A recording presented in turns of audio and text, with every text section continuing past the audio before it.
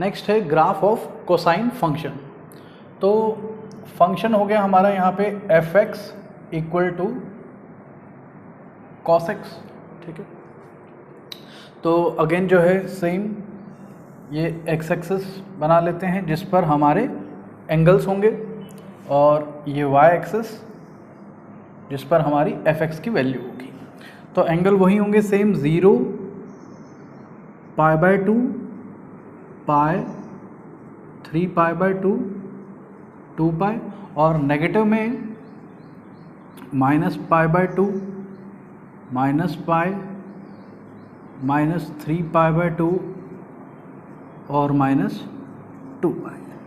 तो ना देखिए कॉस के अंदर भी जो मैक्सिमम वैल्यू है वो 1 है और मिनिमम वैल्यू -1 है। तो यहाँ भी हम जो है वाई एक्सिस पे एफ एक्स की वैल्यू एक 1 ले लेते हैं और एक -1 ले लेते हैं, ठीक है। तो नाउ कॉस एक्स की 0 एंगल पे वैल्यू है 1, तो 0 पे हो जाएगी ये पॉइंट 1। उसके बाद ये डिक्रीज हो रही है और 0 तक जा रही है 90 पे, तो 90 पे है 0।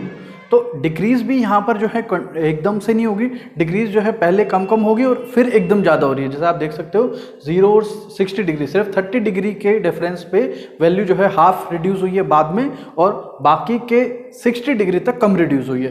तो वैल्यू पहले कम रिड्यूस होगी और फिर जो है एकदम से रिड्यूस होगी। तो ऐसे ग्राफ बनेगा कॉस का। ना उसके बाद 90 से 180 जाने में ये जो है -1 पे चली जाएगी, तो 180 पे जो है या पाई एंगल पे -1, तो π/2 से पाई हो गया ये आपका इस तरह से -1। उसके बाद 3π/2 पे अगेन 0, 3π/2 पे ये वापस 0, और 2π पे जो है ये 1, तो 2π पे हो गया 1, ये हो गया, ठीक है।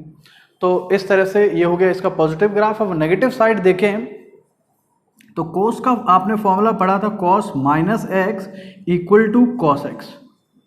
मतलब cos नेगेटिव पे सेम वही वैल्यू होती है जो cos पॉजिटिव पे होती है। तो इसका मतलब है cos -π/2 पे जो है वही वैल्यू होगी जो cos π/2 पे है। तो cos π/2 पे क्या थी 0, तो cos -π/2 पे भी क्या होगी 0 होगी।